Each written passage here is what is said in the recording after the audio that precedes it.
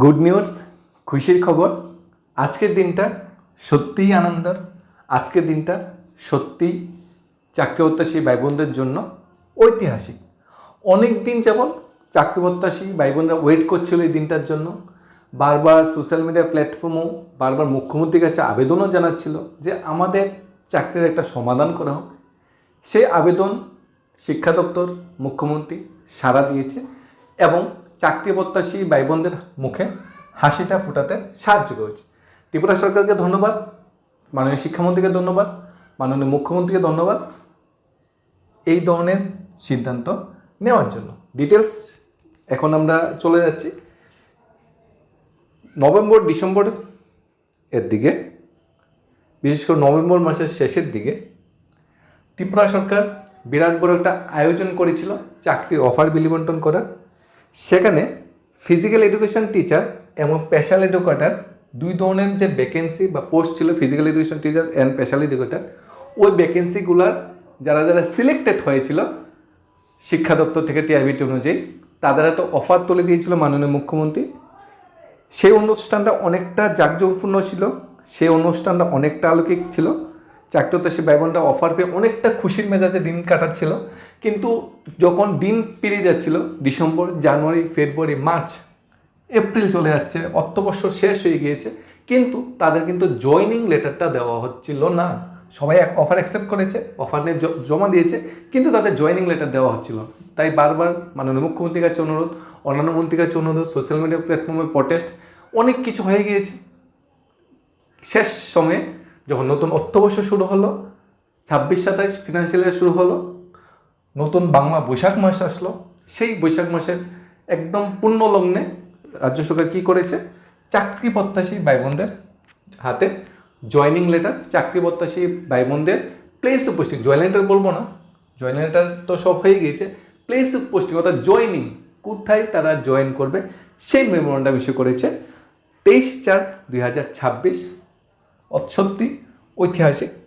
এখানে offer of appointment of the post of physical education teacher post 19/11/2025 যে memo মূলে যারা যারা অফার পেয়েছিল তাদের হাতে অ্যাপয়েন্টমেন্ট লেটার কাম জয়নিং যেটা আছে সেটা তুলে দেওয়ার ব্যবস্থা করা হয়েছে। 106 জন এই লিস্টে স্থান পেয়েছে NXR 1-এ, যারা ফিজিক্যাল এডুকেশন টিচার পোস্টে যারা সিলেক্টেড হয়েছিল, যারা অফার গ্রহণ করেছিল, তাদের বলা হয়েছিল যে স্থানে তারা মানে প্লেস অফ পোস্টিং সেখানে 30/4/2026 মধ্যে যাতে গিয়ে জয়েন করে। এই জিনিসটা দিয়ে একটা গুরুত্বপূর্ণ মানে মেসেজ যেটা আসছে, টেট মেরিট লিস্টটা চলে আসছে, ফার্স্ট মেরিট লিস্ট অনুযায়ী অনেকেই চাকরি পাবে। আশা করছি সেকেন্ড মেরিট লিস্টের মাধ্যমে সবাইকেই চাকরিতে মানে দেওয়ার ব্যবস্থাপনা করা হবে। প্রি প্রাইমারি টিচার যারা ওয়েট করছিল সেটাও একটা সমাধান হবে। STGTও রেজাল্ট আসবে, STPGTও অফার জয়নিংয়ের ব্যবস্থাপনা যেটা খুব শীঘ্রই আসছে, এবং নতুন টেট নোটিফিকেশনও খুব শীঘ্রই আসছে। কারণ শিক্ষা দপ্তরটাকে সাজানোর জন্য মাননীয় মুখ্যমন্ত্রী এই পদক্ষেপগুলি সত্যি প্রশংসনীয়। এখন প্লেস অফ পোস্টিং যারা যারা কি বলা হয়েছে, রূপসী দেববর্মা, কংগ্রেস, অভিনন্দন। অনেকদিন যাবৎ আপনারা মানে টেনশনে ছিলেন 5-6 মাস যাবৎ যে কবে জয়নিং, যাক টেনশনটা দূর হলো, আজকের ঘুমটা খুব ভালো হবে। মোহনপুর গার্লস 12 স্কুলে ওনার place of posting. Indrani De, Sonamura English medium স্কুলে place of posting. Diptan Das, Sonamura place of posting. Pankaj, Khaschamani school, Sonamura place of posting. Debashis De, Shantibazar. Ashis Chowdhury, Melaghar. Mousumi De, Natun Bazar. Supriya Das, রেশম বাগান। লিটনচন্দ্র শীল, সোনামুড়া। দেবব্রত বৈদ্য, মনোমঙ্কুল। এখানে চেষ্টা করা হয়েছে যার যার ডিস্ট্রিক্টে প্লেস অফ পোস্টিং দেওয়ার চেষ্টা করা হয়েছে। দেবদত্ত চক্রবর্তী, কীর বিক্রম ইনস্টিটিউট, উদয়পুর, ওনার বাড়িও কুমতি ডিস্ট্রিক্টে। প্রীতম গুড, ওনার বাড়ি কৈলাসহর, ওনার প্লেস অফ পোস্টিংয়ে কৈলাসহরই দেওয়া হয়েছে। মিটন শীল, ওনার বাড়ি সোনামুড়া, ওনার প্লেস অফ পোস্টিংয়ে সোনামুড়া দেওয়া হয়েছে। সুজন চন্দ্র দত্ত, ওনার বাড়ি Udaipur, place of posting Udaipur দেওয়া হয়েছে। বাপ্পি গোপ, ওনার বাড়ি খোয়াই, ওনার place of posting Khowai. Nabanita Bardhan, Sadar, place of posting Sadar west Tripura দেওয়া হয়েছে।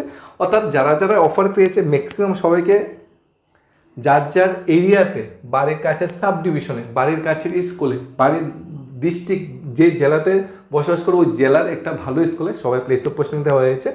এখন সবার একটাই কাজ, শিক্ষা দপ্তরের যে বর্তমান অবস্থাটা অনেকটা মর্মর অবস্থা, সেটাকে শক্ত করে আঁকড়ে ধরে রাখা এবং স্টুডেন্টদের প্রতি যে খেলাধুলার যে মনোভাবটা সেটাকে বৃদ্ধি করা। এতদিন স্কুলে ফিজিক্যাল এডুকেশন টিচার ছিল না, যার জন্য স্কুলের খেলাধুলা বা অন্যান্য যে এক্সট্রা কারিকুলার অ্যাক্টিভিটি সেগুলো অনেকটা বন্ধই ছিল বলা যায়।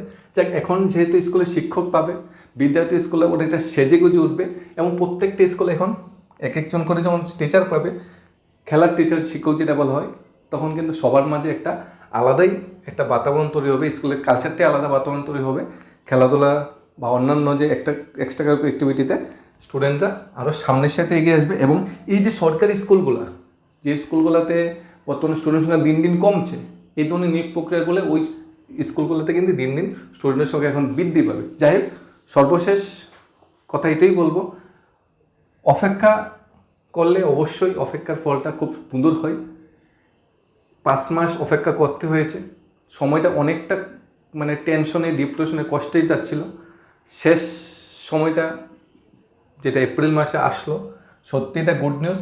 সবাইকে অনুরোধ থাকবে 30 এপ্রিলের মধ্যে যার যার জায়গাতে যে জয়েনিংয়ের ব্যবস্থাপনা বা রিপ্রিং ব্যবস্থাপনা যেটা বলা হয়েছে সেটা করে নেওয়ার জন্য কোনো কুইরি বা ডাউট থাকলে অবশ্যই কমেন্ট করে জানাবে। এখানে যারা যারা অফার পেয়েছে সবাইকে কংগ্রেস, যারা যারা অফার অ্যাকসেপ্ট করেছে এখন জয়েনিং করবে তাদেরকেও সবাইকে কংগ্রেস, অভিনন্দন। এবং আশা করছি অন্যান্য যে চাকরি প্রসেসগুলি মাঝপথে বা আটকে আছে বা পাইপলাইনে আটকে আছে সেগুলির দিকেও একটু মাননীয় মুখ্যমন্ত্রী সুনজর পড়বে, তাহলে ম্যাক্সিমাম চাকরি হতে সে ব্যয়বো না। বর্তমান মুখ্যমন্ত্রীর প্রতি একটু পজিটিভ ভাইব্রেশন আসবে, একটু পজিটিভ বাতাবরণ আসবে যে হ্যাঁ, আমাদের মুখ্যমন্ত্রী আমাদের গর্ব। ধন্যবাদ।